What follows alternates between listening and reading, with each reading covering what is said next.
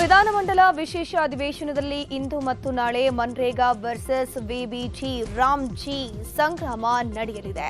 ಇನ್ನು ವಿಬಿಜಿ ರಾಮ್ಜಿ ಕಾಯ್ದೆಗೆ ವಿರೋಧಿಸಿ ಖಂಡನ ನಿರ್ಣಯಕ್ಕೆ ಈಗಾಗಲೇ ಎಲ್ಲರೂ ಕೂಡ ಸಿದ್ಧ ಆಗಿದ್ದಾರೆ.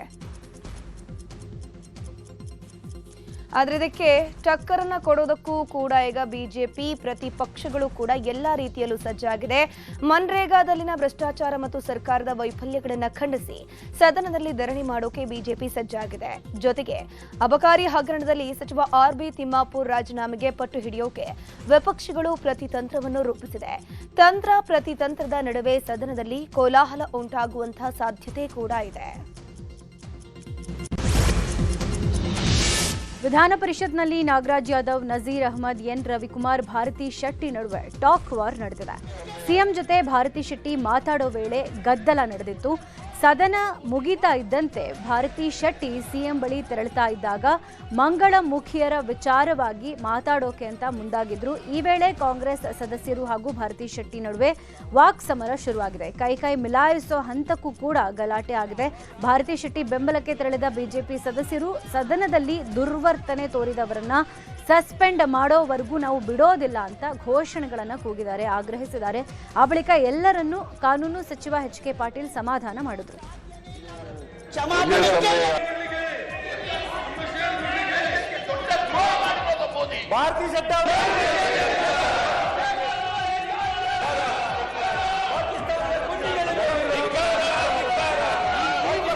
ಬಿಟ್ಟು ತಾವು ದೂರ ಸರಿದಿದ್ದೀರಿ.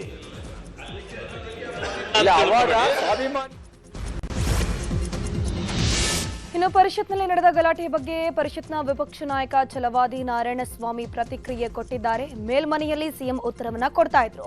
ಉತ್ತರ ಕೊಡುವ ಸಮಯದಲ್ಲಿ ಹಲವು ಸಂದರ್ಭಗಳಲ್ಲಿ ವಿಚಾರಗಳನ್ನು ಪ್ರಸ್ತಾಪ ಮಾಡಿದಾಗ ನಮಗೆ ಸಮಂಜಸ ಅಲ್ಲ ಎಂದಾಗ ನಾವು ಪ್ರಶ್ನೆಯನ್ನ ಮಾಡಿದ್ದೇವೆ. ಆಗ ಆಡಳಿತ ಪಕ್ಷದ ಸದಸ್ಯರು ನಮ್ಮ ಮೇಲೆ ಮುಗಿಬಿದ್ರು. ಕೇಂದ್ರ ಸರ್ಕಾರ ಹಣ ಕೊಡ್ತಿಲ್ಲ ಅಂತ ಕೇಳಲಿ, ಆದರೆ ನಜೀರ್ ಅಹಮದ್ ಮೋದಿಯವರನ್ನ ದೇಶದ್ರೋಹಿ ಅಂತ ಹೇಳಿದ್ದಾರೆ. ಸುಮಾರು 10 ಬಾರಿ ದೇಶದ ಪ್ರಧಾನಿ ನಿಂದಿಸುವ ಕೆಲಸ ಮಾಡಿದ್ದಾರೆ.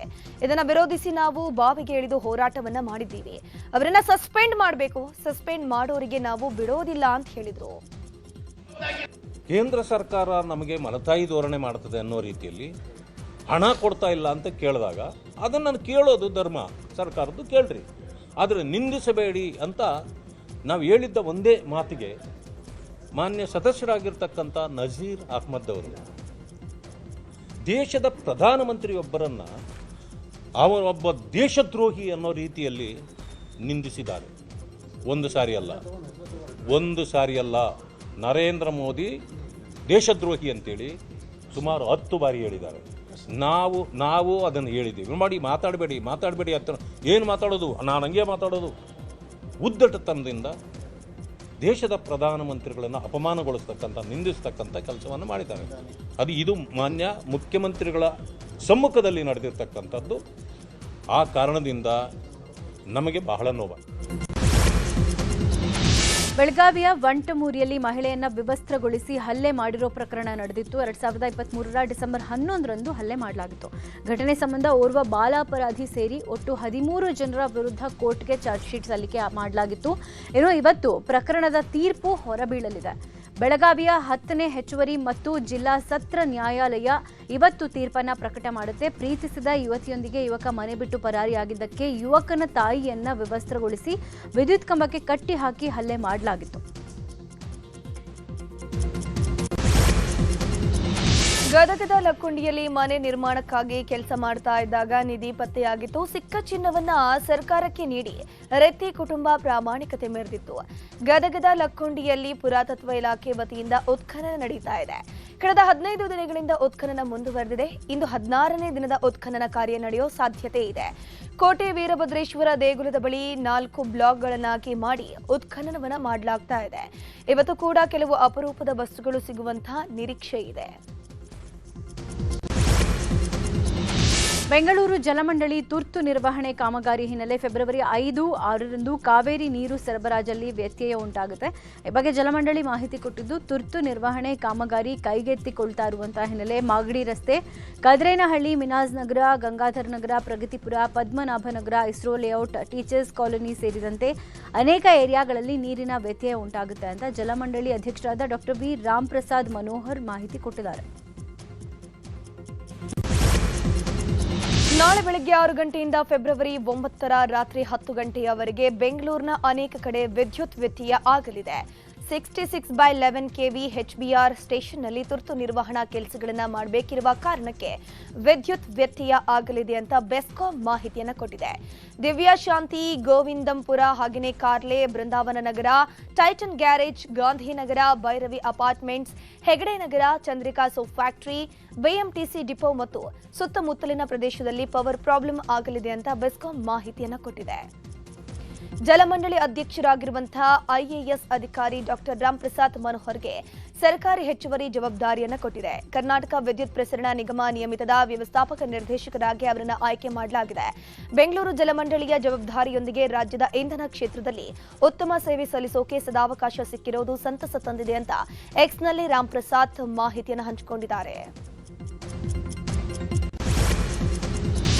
ಸಿಎಂ ಡಿಸಿಎಂ ಸೇರಿ 51 ಜನರ ವಿರುದ್ಧ ತನಿಖೆ ನಡೆಸುವಂತೆ ಸಲ್ಲಿಸಿದ ಅರ್ಜಿಯನ್ನು ಹೈಕೋರ್ಟ್ ವಜಾಗೊಳಿಸಿದೆ. ಅರ್ಜಿ ವಿಚಾರಣೆ ನಡೆಸಿದ ನ್ಯಾಯಮೂರ್ತಿ ಎಂ ನಾಗಪ್ರಸನ್ನ ಅವರ ನ್ಯಾಯಪೀಠ ಅರ್ಜಿದಾರರು ಸಲ್ಲಿಸಿರುವ ಅರ್ಜಿಯಲ್ಲಿ ಹುರುಳಿಲ್ಲ ಅಂತ ಅಭಿಪ್ರಾಯಪಟ್ಟಿರುವ ಹೈಕೋರ್ಟ್ 10 ಲಕ್ಷ ದಂಡ ವಿಧಿಸುವ ಎಚ್ಚರಿಕೆ ನೀಡಿದೆ.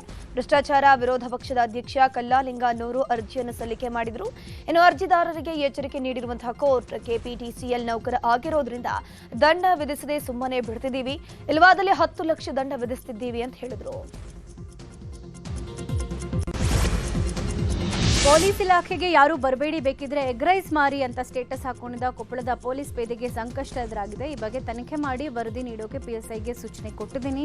ವರದಿ ಬಂದ ನಂತರ ಶಿಸ್ತು ಕ್ರಮ ಕೈಗೊಳ್ಳಲಾಗುತ್ತೆ ಅಂತ Koppal SP doctor Ram L Arasiddi ತಿಳಿಸಿದ್ದಾರೆ.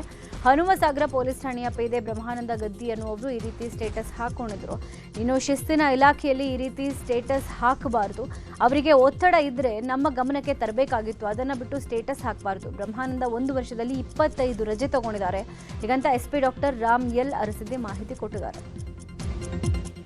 ವೈಯಕ್ತಿಕ ಕಾರಣಗಳಿಂದ ಹಾಕೊಂಡಿದ್ದಾನೆ, ಬಟ್ ಶಿಸ್ತಿನ ಇಲಾಖೆಯಲ್ಲಿ ಆ ಥರ ಹಾಕೋದು is not permitted also, it is not good also. So ಅದ್ರ ಸಲುವಾಗಿ ನಾವೊಂದು PSI ಕಡೆಯಿಂದ ರಿಪೋರ್ಟ್ ತೊಗೊಂಡಿದ್ವಿ. ರಿಪೋರ್ಟ್ ತೊಗೊಂಡ್ಬಿಟ್ಟು ಅವ್ರ ಮೇಲೆ ಶಿಸ್ತಿನ ಕ್ರಮ ಜರುಗಿಸ್ತಾ ಇದ್ದೀವಿ. 1ನೇದ್ದು. 2ನೇದ್ದು, ಸಿಬ್ಬಂದಿಯವರಿಗೆ ಯಾವುದೇ ಥರದ್ದು ಕಷ್ಟ ಇದ್ದಲ್ಲಿ, ಯಾವುದಾದ್ರೂ ತೊಂದರೆ ಇದ್ದಲ್ಲಿ at all levels, at station level ಇರಲಿ, ಇನ್ಸ್ಪೆಕ್ಟರ್ ಲೆವೆಲಲ್ಲಿ DSP ಜೊತೆ ನಾವಿರ್ತೀವಿ.